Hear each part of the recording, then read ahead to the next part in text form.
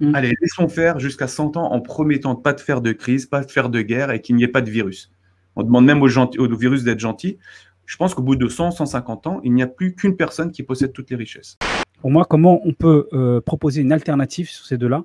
La première partie concernant l'immobilier, c'est de pouvoir en fait investir dans l'immobilier sans passer par le crédit. Donc ça te permet de ne pas participer à tout ce système-là. Quand tu l'exprimes en or, tu te rends compte de l'histoire. Voilà, tu as ton cours d'histoire, il est devant toi. La crise de 29, la Première Guerre mondiale, la crise de 29, la dépression, les 30 glorieuses. Si les cryptos s'arrachent, etc., à ce point, et que ça vaut très très cher de nos jours, et j'arrête pas de le dire, c'est qu'au fond, il y a quelque chose de bon dans ce qui ramène, tu vois. Moi, ce que je pense, c'est que, comme et je suis d'accord avec toi, cette monnaie cancéreuse, pleine de dettes, ainsi de suite, elle finira, et en tout cas je l'espère et je pense qu'elle finira par exploser. Et la crypto-monnaie, je ne parle pas du Bitcoin, moi, je parle de crypto-monnaie, je pense qu'il faut vraiment s'y intéresser et c'est, à mon sens, une vraie opportunité. Comment tu analyses ce graphe-là, là, justement, quand, par exemple, là, on voit bien ce que tu dis, c'est qu'à la fin de 2020, tous les indices ont bien performé, et particulièrement encore plus les quelques Européens. Donc, italien, l'Eurostoxx, le DAX allemand, le CAC 40, encore plus que les autres. Alors, ce qui se passe avec les Européens, nous, on a pris du retard sur le QI, tu vois, le quantitative easing. En gros, il a commencé en 2010 aux US. Et nous, on a tenu tête à cause des Allemands jusqu'en 2015. Et à partir de 2015, elle avait fait la BCE avant, mais sous d'autres noms, tu vois. Chaque fois, ils inventent des noms, c'est incroyable. Rien que ce mot, QI, quantitative easing, c'est incroyable. Alors, en français, c'est politique monétaire accommodante, tu vois, accommodante. Mais dites que c'est de l'argent gratuit, donné aux gars, c'est tout, quoi. Injecté. Dites que c'est de la planche à billets, tu vois, digitale. C'est aussi, soyez francs, tu vois. En fait, c'est une guerre des mots et ils l'ont gagné, tu vois. Crédit, intérêt, tu vois, ce mot-là, la quantitative easing, toujours ils vont être là à embellir les choses par les mots. Marketing. Ouais, d'ailleurs, ceux qui connaissent pas, il y a une bonne chanson de la section d'assaut sur ça, sur ils ont le fait d'embellir, tu vois, les mots. Tu vois, et ben là, c'est exactement ça. On est dans cette guerre de mots, on l'a perdu, tu vois. Et donc, les Européens sont en retard.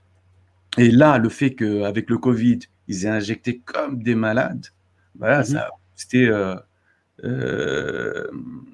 a boosté beaucoup plus les valeurs européennes. Et alors, ce qui est marrant, c'est que début janvier, il y a eu un push quasiment du lobby hedge fund pour pousser la Banque centrale européenne à encore injecter encore plus de QI.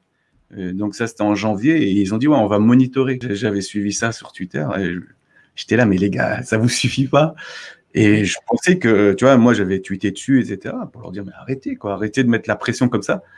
Et ben, ça n'a pas manqué. La réunion d'après de la BCE avec Lagarde, elle dit, OK, on va accélérer. On va accélérer pour faire en sorte que les taux d'intérêt ne montent pas. Parce que la grosse peur là qui va arriver, c'est la hausse de l'inflation. Parce que là, elle est monitorée par exemple, pour la France, c'est l'INSEE, tu vois. Ils essayent de sous-estimer constamment cette inflation-là. Parce que tant que l'inflation est basse, alors la BCE peut injecter, tu vois. Mais comme on l'a dit dans plusieurs vidéos, par exemple, le poids du loyer, c'est que 6%, tu vois. L'électroménager et tout ce qui est un peu ordi, etc., technologique, ça a un poids démesuré dans l'indice. OK. Donc, n'arrête pas de nous dire, mais non, mais la vie n'augmente pas, le coût de la vie n'augmente pas, mais en réalité, il augmente. C'est ça, en fait. Si l'inflation monte, en gros, bah, les dettes, quand tu investis et tu es un investisseur, le capitalisme va mourir de lui-même. Écoute bien pourquoi. Parce que quand tu prêtes à la France, ça rapporte du moins 0,5. Donc, toi, tu prêtes à la France à moins 0,5 et s'il y a une inflation à 1,5%, on va dire, bah, tu as perdu moins de 2% de pouvoir d'achat. Donc, déjà, lui, il est mort. Mais il a peur. Le mec qui a un peu moins peur va dire, moi, je ne veux pas faire moins 0,5, je veux prendre un peu plus de risques. Je vais investir sur le S&P. Okay, et le S&P, on va dire, il va donner du dividende à 3%, on va dire. L'indice américain. Voilà, l'indice américain, mais il y a 1,5% d'inflation. Donc, en gros, ça me rapporte quasiment plus que 1,5%, tu vois, en valeur réelle, en termes de rendement. Et ben ça, c'est quasiment les plus bas depuis 2008. En 2008, ça a été légèrement négatif. Mais il suffit qu'il y ait un 1,5-2% d'inflation, que même investir en bourse, le rendement est négatif. Tu vois?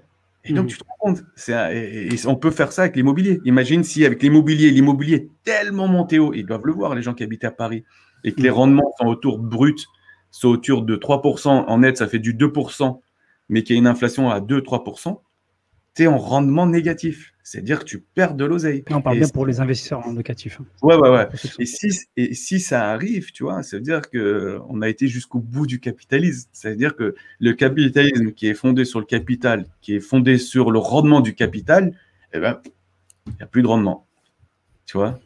Mais séché. Puisque tu parles de l'immobilier, là, on voit l'évolution, le gros boom de l'immobilier depuis les années 2000 jusqu'à 2008. Alors, tu vois, ce qui est marrant, c'est que théoriquement, si tu as des taux négatifs ou nuls, théoriquement, tu vois, ce que tu peux faire, c'est emprunter à chaque fois à négatif ou à nul et investir dans l'immobilier ou dans les actions et toucher les dividendes ou les loyers, tu vois.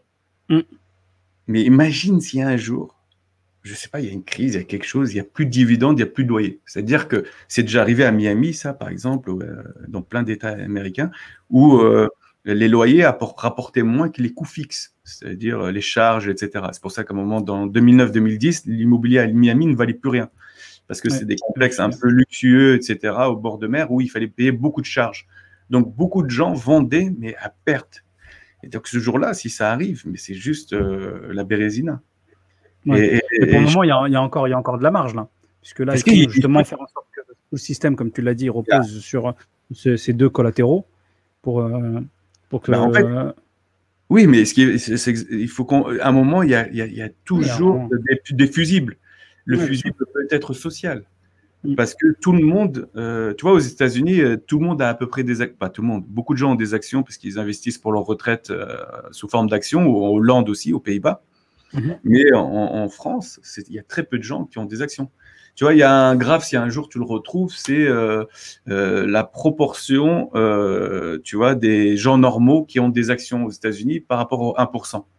En gros, la proportion des 1% a explosé sur les 10-20 dernières années, et celle du plus grand nombre, des 90%, a chuté.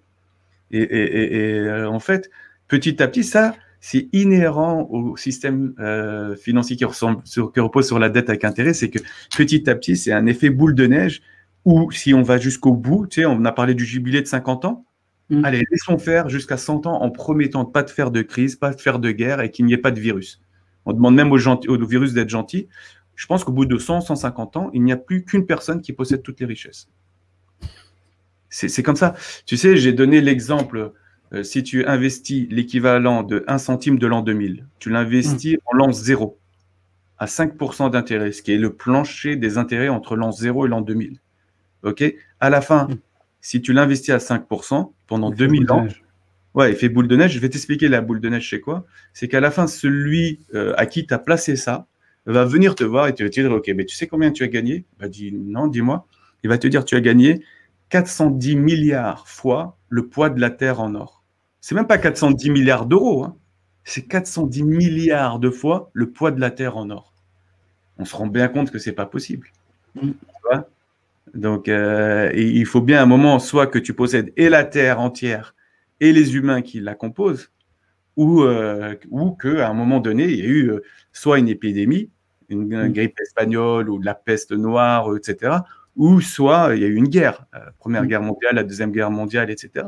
C'est pas possible sinon, tu vois. Très important à comprendre ça, c'est que le pousser à son extrême, la logique de dette avec intérêt, ça pousse à ce que les richesses se concentrent sur quelques gagnants. Et pourtant, tu vois, Faudil, on n'est pas là tu vois, à jouer les marxistes ou quoi que ce soit. Il faudrait très, très peu pour changer les règles du jeu. Il faut juste qu'on arrête de reposer sur cette histoire de dette et d'intérêt et que ça soit juste un capital qui soit de taille raisonnable, qui croît de taille raisonnable par an, contrôlé, et que ça soit plus du partenariat. du Non, mais risque partagé et tellement le du système, partagé. mais tellement le système, il repose uniquement sur ça. Comme tu disais, au début, les banques prêtaient. Maintenant, c'est les banques centrales qui prêtent. On sait que derrière les banques centrales, elles peuvent être en faillite. Elles doivent de l'argent à personne. Donc, du coup, c'est tellement gros et c'est tellement ingénieux parce que la plupart des gens ne le comprennent pas que c'est comme si, je sais pas, tu t'investissais sur une crypto, je sais pas quoi, qui fait une performance extraordinaire. Et je veux dire, le gâteau, il est trop beau, quoi. Il est, il Ah, mais est- il est le trop, il est trop beau, il est trop bon pour que Il a essayé tout ça, ça a été construit sur 800 ans, tu vois, 900 ans, tu vois, ça s'est pas fait en un jour. Petit à petit, à chaque fois, il y a eu ingéniosité sur ingéniosité, etc. Et je crois qu'une des choses qui me fait soit le plus rire ou qui m'agace le plus, c'est les gens qui croient que quelqu'un qui travaille à la bourse ou dans un marché financier ou qui est trader ou qui est dans un hedge fund comprend tous les mécanismes de l'économie. En fait, c'est du taylorisme poussé à son extrême. Chaque personne ne sait que ce qu'elle a à faire dans la journée. Tu vois, le mec qui doit faire des algos, il fait des algos. Le mec qui est middle office va faire son travail de middle office. Ouais, il va s'intéresser un peu à ce que font les gens autour, mais il ne connaît pas tous les mécanismes, tu vois. Ouais. Un Ouais, je mec, te confirme. Moi, je sais quand tu es dans l'IT, tu es dans l'IT, tu es dans la finance, chacun son. ouais, par exemple, moi, j'ai trader actions. Ouais, je connaissais les actions et je connaissais, tu vois, tout ce qui est put, call, tu vois, le skew, la convex, tu vois, ça, c'est les vol swap, les var swap, ça, c'était mon domaine. Mais les gens pensent que si tu es là-dedans et que tu gagnes bien ta vie et que tu as un grand poste, tu connais tout. Tu es le Keynes de l'économie. Mais même Keynes, tu vois, moi, je vois les économistes, il leur manque vachement les logiques de marché. Quand je parle avec des économistes, il leur manque de la pratique. Les autres n'ont que de la pratique et très peu de théorie. Et tu vois, tu vas dans une salle de marché, les traders, les quants, les structures, ils viennent tous d'écoles d'ingénieurs. Si tu leur demandes combien tu as fait d'heures d'économie dans ta vie, je pense que c'est moins de 100. Facilement moins de 100. Ouais, tu vois donc ouais, ça confirme, ouais, effectivement. Ouais, et ça, c'est important. C'est que, tu vois, le système, il faut le comprendre et surtout ne pas chercher à faire une révolution parce que il n'y a pas grand-chose à faire. Hein. Tu vois, par exemple, ceux qui viennent avec leur crypto, tu vois, comme je t'ai dit tout à l'heure sur la bulle de 2001. Si les cryptos s'arrachent, etc., à ce point et que ça vaut très très cher de nos jours, et j'arrête pas de le dire, c'est qu'au fond, il y a quelque chose de bon dans ce qu'ils ramènent, tu vois. Mais je t'ai dit, comme on était en 2001, tu vois, il y avait aussi des Netscape. Le truc, c'est qu'il faut réfléchir pour dire comment on peut faire en sorte que la monnaie arrête de reposer sur de la dette et que la monnaie soit quasiment comme un token, comme des pièces d'or qu'on devrait se partager pour valoriser le travail qu'on a apporté. Et comment faire en sorte que cette monnaie circule. Et c'est pas grave, même sous forme de dette s'il le faut. Mais en fait, c'est plutôt que de la dette, c'est plutôt un transfert de responsabilité qui circule dans l'économie, soit par prise de risque ou soit sans prise de risque. Et tu ne penses pas que la meilleure façon de passer justement à cette V2 de la monnaie, c'est peut-être justement de la façon la plus simple, hein, et souvent c'est un peu comme ça quand on veut passer à une autre génération, c'est de passer à autre chose et peut-être que la crypto ou la version digitale pourra permettre de remettre éventuellement certaines bases saines, on va dire. Non, la solution, elle est très simple. Tu vois, c'est soit tu attends qu'il y ait la chute et l'explosion du capitalisme pour reconstruire sur du neuf, tu vois. Mais ça, j'y crois pas. Parce qu'en début de cycle, l'économie qui repose sur la dette, elle est à peu près sympa, tu vois. L'exponentielle, elle n'a pas encore kick-off, tu vois. La boule de neige, elle n'a pas encore grossi et les gens vont retourner dans leur travers, tu vois. Ou soit tu bouges vers tout ce qui est crypto décentralisé. Mais là, en fait, qu'est-ce que tu vas changer? Et l'argent est concentré entre quelques mains aussi, tu vois. Et surtout, depuis tout à l'heure, on dit du mal de la monnaie dette, mais il y a quelque chose de bien sur la dette, c'est que ça te pousse à la rembourser. C'est autant tu crées la monnaie par la dette, mais autant tu la détruis quand tu rembourses ta dette. Quand tu rembourses le crédit, tu détruis de la monnaie. Donc, il y a cet effet qui est entraînant dans le monnaie dette. C'est-à-dire que ça te pousse à travailler, tu vois. Après, Donc, il y a un bon côté à ça. Alors que est-ce que tu distingues quand même là, à ce moment-là, dette et usure? Parce que tu peux avoir de la dette sans avoir de oui, l'usure, oui. tu vois. Tu vois, le mot qu'il faut changer, eux, ils jouent sur les mots, on pourrait jouer sur les mêmes mots. C'est que pour moi, quand tu as un surplus de richesse, tu peux le voir comme une responsabilité ou tu peux le voir comme un privilège. OK?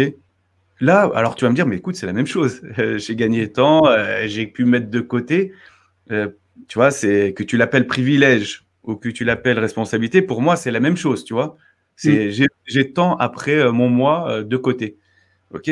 Mais alors, pourquoi c'est important? C'est que si tu le vois comme un privilège, tu vas vouloir le prêter avec dette, OK? Et sous forme de dette et avec des intérêts, OK? Si tu le vois sous la forme d'une responsabilité, c'est en gros, c'est une patate chaude. Il faut que je la remette dans l'économie. Donc, soit je la remets dans l'économie sous forme de prêt à un ami ou quoi que ce soit, et c'est pas grave, vas-y, même si tu me rends la même quantité, je serai très content. Dans un monde non inflationniste, hein, attention, ça marche dans un monde où la monnaie n'est pas une monnaie de dette avec beaucoup d'inflation. Je parle dans une monnaie où la monnaie est ce qu'on appelle dure ou quasi dure, c'est-à-dire un peu ce qu'est une crypto, comme le Bitcoin. C'est-à-dire que la quantité est connue et elle croît tout doucement. Moi, je suis pour une croissance de 2,5-3% par an de la monnaie, pas plus, tu vois. Et dans ce cas-là, oui, tu peux la prêter et s'il y a de la croissance, tu gardes ton pouvoir d'achat même si on te rend à 0%. Alors que de nos jours, comme on a dit, si on te rend à 0% sans prêter en 2008, tu as perdu dans un monde où on nous dit qu'il n'y a pas d'inflation, 17% de pouvoir d'achat. Donc en gros, tu te fais avoir. Donc cette responsabilité, c'est soit tu la prêtes à taux zéro et tu récupères ton pouvoir d'achat plus tard, ou soit tu l'investis dans l'économie réelle pour toi, ou soit tu l'investis avec quelqu'un d'autre avec risque partagé.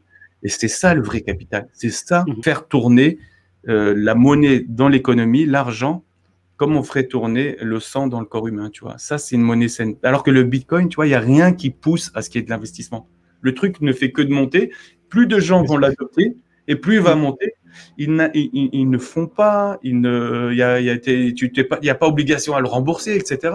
Et donc, c'est pas quelque chose qui est sain, tu vois. Mais c'est ça que moi je préfère, je distingue quand je préfère parler de crypto-monnaie en général. Je parle pas forcément Alors, dans ce cas-là, si on parle de crypto-monnaie, il y a moyen de faire une crypto-monnaie. J'en parle depuis 5-6 ans maintenant et c'est marrant parce que on m'avait pris pour un fou à l'époque. Et là, je regarde, c'est quasiment tout ce que j'ai écrit en 2016 et en tête d'être repris petit à petit par les banques, tu vois, centrales. Par exemple, il y a la Banque du Cambodge déjà qui a créé sa crypto-monnaie, le riel, pour contrer justement le poids du dollar. Il y a aussi… la Chine est très active. Exactement, il y a plus de 100 000 users qui sont en train d'avoir un compte banque centrale auprès directement auprès de la banque centrale, tu vois, un compte avec des yuan, crypto-yuan, c'est-à-dire qu'il ne repose sur aucune dette, tu vois. Et ça, c'est énorme, tu vois. Ils auront même mis des conditions d'état de déploration, d'utilisation. Non, ça, c'est pour tester, tu vois. Mais tu vois, c'est ça chez l'être humain, tu vois. Quand tu dis aux gens, bah, tu vas perdre 1 centime sur 100 euros par jour de la semaine, et donc dans l'année, tu risques de perdre 2,6%, tu vois. Ils crient, mais les Chinois, eux, ils sont radicaux. Ils ont testé, voilà, tu as le droit d'utiliser pendant 3 mois ton argent, sinon, hop, il disparaît. Tu vois, c'est radical, tu vois. Là, c'est plus une fonte, là, c'est Copperfield, tu vois. Donc, non, c'est la destruction de la monnaie. Non, tu vois, et ça, c'est abusé, par exemple. Tu vois, c'est un peu de, comment on appelle ça? Ce qu'il faudrait, c'est un peu de, tu vois, de mesure. Tu vois, et c'est ça le danger des cryptos publics, c'est que les gens, bah, c'est eux qui vont décider, pas démocratiquement, antidémocratiquement, combien on va créer de monnaie, pourquoi, comment, etc. C'est eux qui décident de tout, à qui la donner ou pas. Et surtout, ils auront le contrôle sur est-ce qu'on ne bloque pas un compte parce que c'est un opposant politique ou parce qu'il ne s'est pas vacciné ou quoi que ce soit.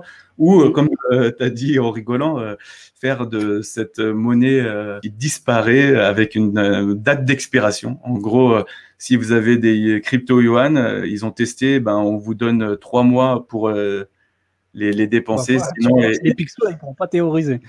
Ah ouais, non, bah non. Ah bah c'est pour ça, là. Ils m'ont tous tweeté dessus hier, là. Ils me disent, ah, ça va te plaire ça, parce que eux, c'est leur hantise, tu vois.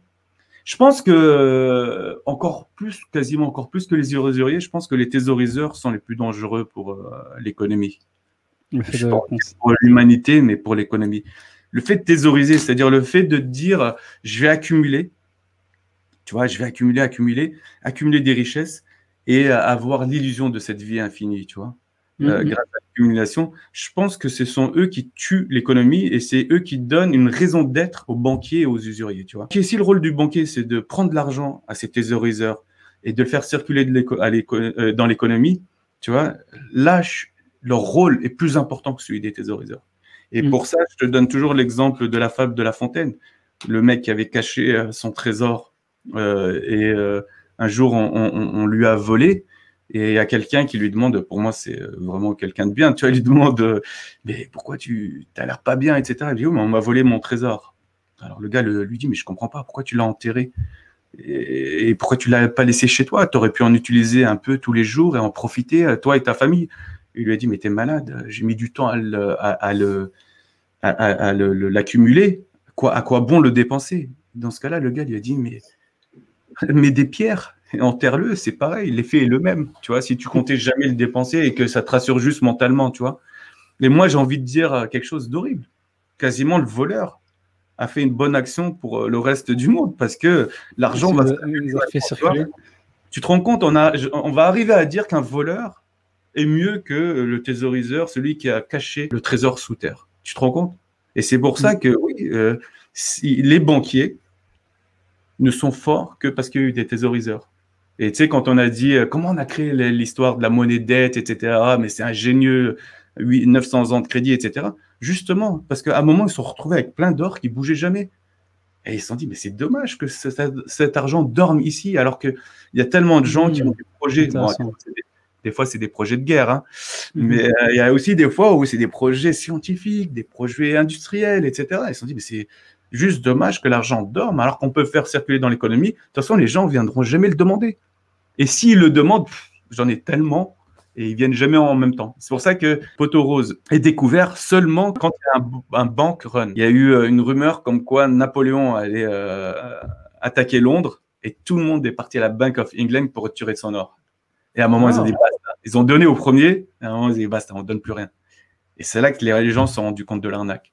Mais je ne comprends pas. J'ai une lettre où tu me promets de me rendre l'or que tu me dois, tu vois, l'or que j'ai déposé. Il n'y a plus. C'est un peu ce qu'a fait Nixon en 71 avec les fins des accords de Bretton Woods, quand les gens ont commencé à retirer leurs réserves en or des US. Parce qu'à l'époque, le dollar était adossé à l'or pour qu'il soit une monnaie internationale. Et quand tout le monde a commencé à retirer, la France, l'Allemagne, les Pays-Bas, à la fin, Nixon a dit, il n'y a plus rien. Voilà. Ça, c'est un bank run aussi, tu vois. Ouais. C'est un énorme bank run. Moi, ce que je veux revenir, c'est, je vais te poser une question là. On a vu que, comme tu l'as bien expliqué au début, c'est que la bourse, donc, déconnectée de la réalité, ainsi que l'immobilier, ce sont deux collatéraux qui leur permettent de continuer à finalement à s'enrichir. C'est pas un moyen de financer les entreprises. Alors, pas pour les gens normaux, tu vois. Ce qu'il faudrait que tu montres, là, c'est ce qui aurait été bien, c'est l'encours des crédits, c'est-à-dire le stock des crédits. Et tu verras qu'il a explosé. En France, il était de 250 milliards en l'an 2000. En 2010, il était à 1000 milliards. Il a fait x4. L'encours des crédits. Ouais. Tu vois. Et l'encours des crédits, c'est quoi? C'est de la création monétaire. Imagine si on était dans un monde où la monnaie, et comme je te l'avais dit là, la monnaie est comme un Bitcoin ou comme un Ethereum, c'est-à-dire un jeton public, tu vois, pas décentralisé comme le Bitcoin, etc., mais qui serait une monnaie publique d'État, tu vois, crypto, c'est-à-dire comme une pièce d'or, sauf qu'elle est digitale. Eh ben, les banques n'auraient pas pu créer autant d'argent et on n'aurait pas eu cette inflation-là. Absolument. Tu comprends? C'est qu'il y a trois acteurs, il n'y a pas que les vendeurs et les acheteurs. Il y a les vendeurs, il y a les acheteurs, et il y a ceux qui font de la création monétaire, qui poussent de plus en plus loin les crédits dans le temps, et qui permettent justement à cet immobilier-là à monter. Moi, j'avais une question un peu... L'immobilier, c'est vraiment pour les gros investisseurs, pas pour... moi, je vis en Angleterre, c'est incroyable. Même les petits investisseurs, ils mortgagent leur maison. Ils y vont, par exemple, et ils doivent financer les études de leurs enfants. On dit, Hypothéqué. Ils ont déjà payé leur maison, et puis l'hypothèque, ils récupèrent 200 000, boum, et ils payent les études, les voyages, les machins, etc. Ok. Et donc, du coup, concrètement, on aurait tendance à se dire que finalement, ces deux sources de revenus ou, économiques que sont l'immobilier et la bourse, comme ce sont des collatéraux pour les gros investisseurs, c'est ces deux économies les plus protégées qui existent au monde. Et qu'on aurait tendance à se dire, vaut mieux mettre ses billes dans ces économies que peut-être dans l'économie réelle. Qu'est-ce que tu en penses? Ah, elle m'énerve un peu ta question. Parce qu'elle est vraie, tu vois.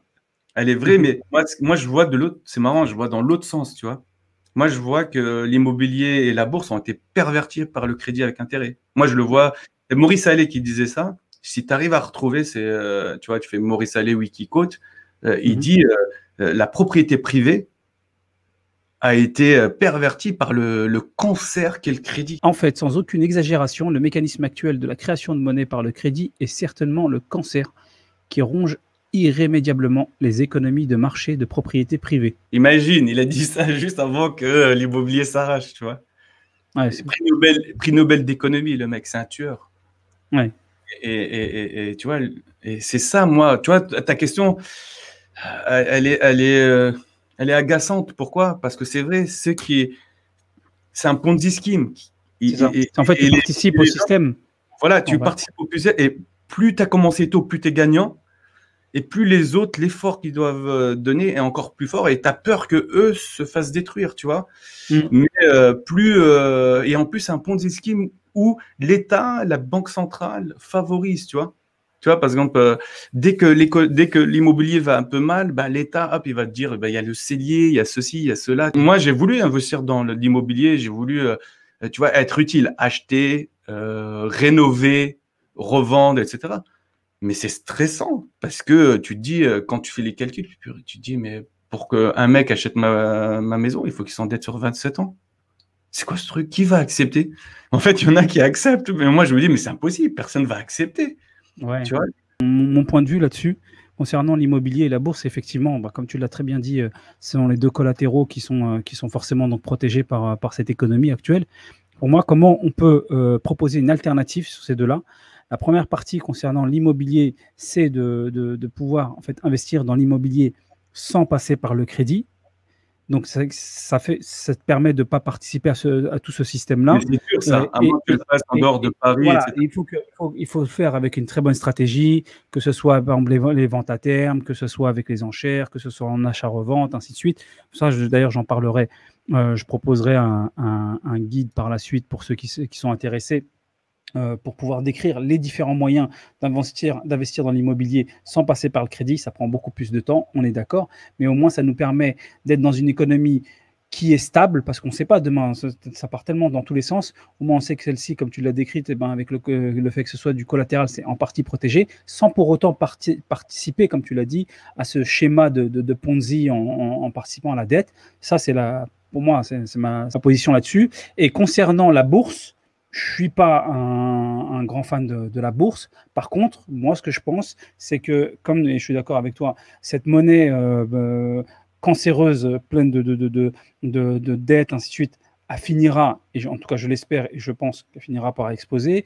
Et la crypto-monnaie, je ne parle pas du Bitcoin, moi, je parle de crypto-monnaie, je pense qu'il faut vraiment s'y intéresser, et c'est, à mon sens, une vraie opportunité. Après, comme tu le dis, on va voir comment ça va être mis en place, on va voir, parce que toujours, ils trouveront moyen de détourner une partie, ainsi de suite.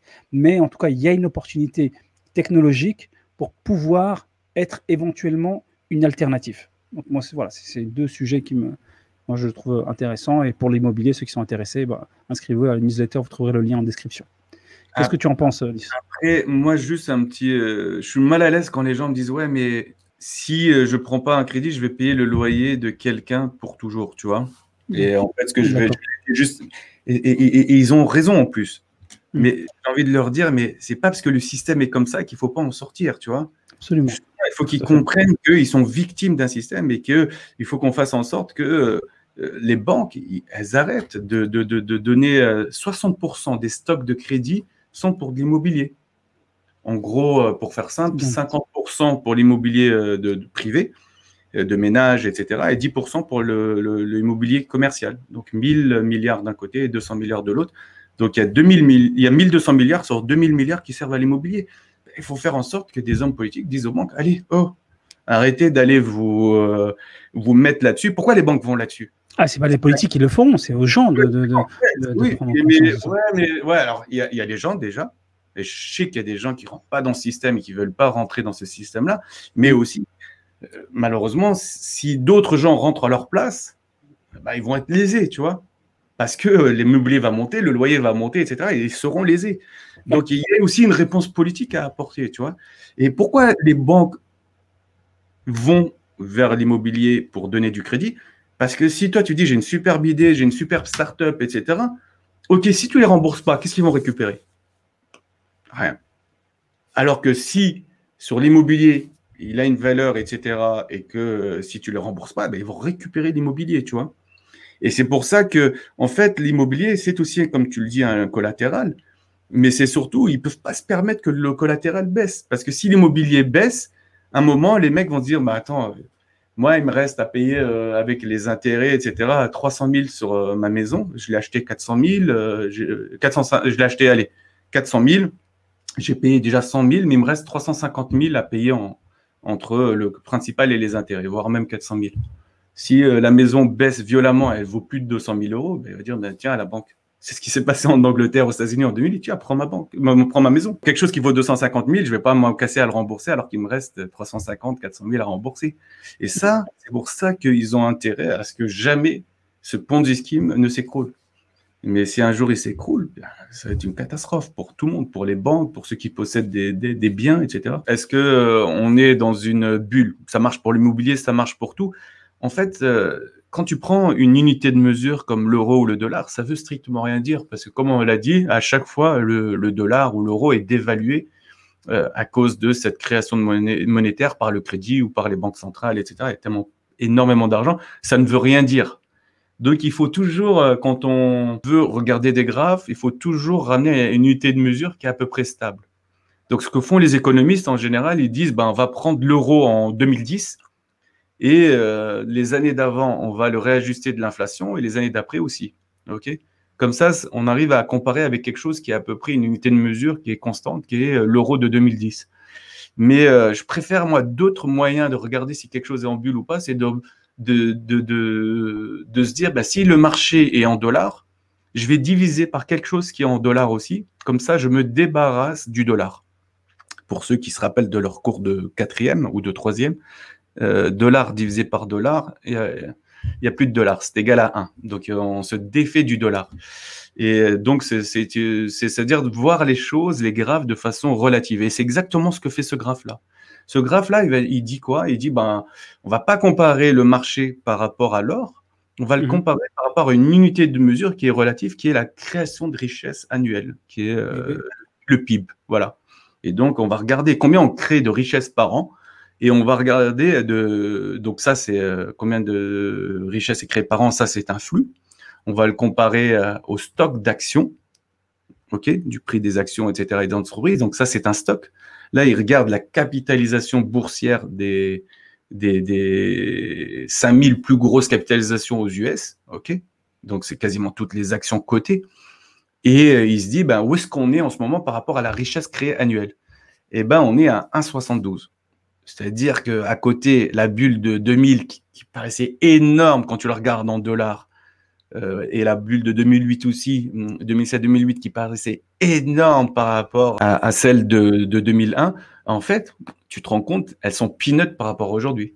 Ouais. En fait, ce que toi tu dis, c'est que pour pouvoir bien estimer et évaluer l'importance de ces bulles, tu ne regardes pas, le graphique, c'est qu'il ne faut pas regarder par rapport au dollar, parce que le dollar, tu te reposes sur une mesure qui est déjà faussée, qui est biaisée, mais quand tu le rapportes au PIB, donc qui est beaucoup plus réaliste, qui est moins biaisé, là, ça nous permet de mettre davantage en évidence cette bulle et de souligner le fait que là, la période là, à 1,72, c'est une bulle largement supérieure, enfin peut-être supérieure à toutes les bulles qu'on a existé, quoi. Enfin, Exactement. Et alors, les gens vont dire, mais comment ça se fait? Bah, on est au plus haut, on a été aussi en plus haut en 2010, on a été aussi plus haut en 2015, en 2018, etc. Et comment c'est quoi la fin? Ben justement, qui nous permet d'être au plus haut? C'est cet acteur qui devrait être neutre, qui est la Fed ou la BCE, et qui ne sont pas neutres, qui deviennent des acteurs économiques. Ce sont les gens qui sont censés réguler l'argent, mais en fait, la monnaie, etc. Mais en fait, eux-mêmes prennent des positions, eux-mêmes achètent des actifs. Alors en Europe, c'est que de la dette, aux US aussi, mais au Japon, ils prennent aussi des actions. Donc voilà, ce sont eux qui font en sorte qu'il y ait une bulle. Et à un moment, ça va se payer d'une façon ou d'une autre. Soit plus personne n'aura confiance en la monnaie qui est le dollar. Alors je sais pas, il y a un autre graphe qui est sympathique, c'est les réserves en dollars sont plus bas depuis 2008. On était monté à peu près à 65%, et là on est revenu à 59%. Et je pense que ça va aller de plus en plus bas. Les gens n'ont plus confiance. Tu imprimes de l'argent, bah, petit à petit, cette confiance qui s'est construite sur 70-80 balais, eh ben, elle va se perdre. Et ça, c'est la vraie faillite des banques centrales. Le jour où plus personne a confiance en ta monnaie, c'est là la faillite. Et pourtant, on verra, hein, en euros, le CAC sera au plus haut. Et tu me diras, mais tu as vu, l'euro le CAC n'a pas baissé. Mais si, en pouvoir d'achat, tu as un CAC, ça ne t'apporte plus rien. Tu ne peux plus rien t'acheter avec un CAC. Comme on avait vu avec le S&P ou avec le CAC, avec le CAC, on avait dit en 2000, avec un CAC, je vends un CAC, j'achète 1 mètre carré dans le plus beau quartier de Paris. 6900. Voilà, maintenant, je ne peux même pas acheter 0,4 mètres carrés dans le plus beau avec un CAC, alors que ça vaut la même chose. Tu comprends? Oui, et c'est pour ça qu'il faut toujours être en relatif. Moi, j'aimais bien regarder en or. Tu vois, s'il y en a qui ont un Bloomberg ou qui peuvent aller sur Internet, ils regardent le S&P divisé par XAU. Ou, alors c'est marrant, sur Bloomberg, ils ne le proposent pas comme devise, mais si tu l'écris, ça marche. C'est incroyable. Tu écris comme devise XAU et boum, il te montre le S&P depuis 1900 exprimé en or. Et là, waouh! Alors que tu comprends rien quand tu le regardes en dollars, c'est juste une exponentielle. Quand tu l'exprimes en or, tu te rends compte de l'histoire. Voilà, tu as ton cours d'histoire, il est devant toi. La crise de 29, la Première Guerre mondiale, la crise de 29, la dépression, les 30 glorieuses. Franchement, la crise après les fins des accords de Bretton Woods en 70, mais tout est clair. Tu as la bulle Internet, tout est très clair. Tous les faits marquants de l'histoire, ils apparaissent. Voilà. Après, on peut se dire que l'or est trop défensif, tu vois. Donc, ce qu'il faudrait, c'est un panier. Et des gens, moi, je pensais que j'étais un génie, mais non, pas du tout. Plein de gens l'ont pensé. On créait, moi, je l'appelais ça l'alliage. Je disais, je prends un peu d'or et un peu de pétrole. Et je vais créer une devise que j'appelle l'alliage. Tu vois, c'est très facile sur Bloomberg. Il suffit que tu crées un graphe, tu dis c'est S&P divisé par tant d'or et tant de pétrole, tu vois. Et en fait, quand tu regardes ça, donc c'est un peu plus stable. Et c'est incroyable, c'est encore beaucoup plus clair devant tes yeux, tu vois. Et donc, c'est pour ça il faut toujours regarder les choses en relatif. Par exemple, là, quand tu regardes le S&P exprimé en grammes d'or, tu vois, tu vois bien qu'il y a eu cette folie des années 20, tu vois, qui nous a amené à la crise de 29. Et boum, le crack, ok. Et derrière, tu vois bien que quand on reset avec la Deuxième Guerre mondiale et que on a les 30 glorieuses, parce que c'est facile, il fallait tout reconstruire. Tu vois, là, ça explose. Et puis, boum, voilà, au prix boum, il y a la fin des accords de Bretton Woods, la crise, la chute. Donc ça, c'est plutôt les années 70 avec l'hyperfinanciarisation de l'économie et la désindustrialisation de l'économie, etc. Ouais, les chocs pétroliers. Tu les vois, les deux chocs pétroliers, là. Tu le vois, 73, tu le vois en 2 secondes, c'est juste après Bretton Woods. Et après, tu as le deuxième choc pétrolier.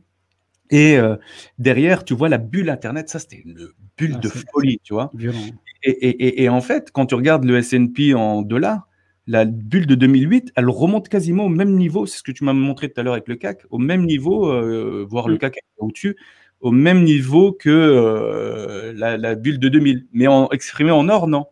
On était déjà dans l'exubérance, on était déjà dans la folie de la création monétaire et d'un système inflationniste. Et tu vois, là, donc, dommage, ce graphe-là ne va pas jusqu'en 2020, mais là, si on avait le graphe jusqu'à 2020, vu que on ne monterait pas aussi haut, tu vois. Peut-être, je pense qu'on serait, je crois, au niveau de la bulle des années 2000. 2000 2008, pardon, 2008. 2008 et la fin des 30 Glorieuses, tu vois, autour de 80 grammes. D'accord. Tu vois. Et Bon. c'est intéressant en tout cas ça. Et donc C'est intéressant, dis donc. Ouais, c'est pour ça qu'il faut toujours regarder les choses de façon relative.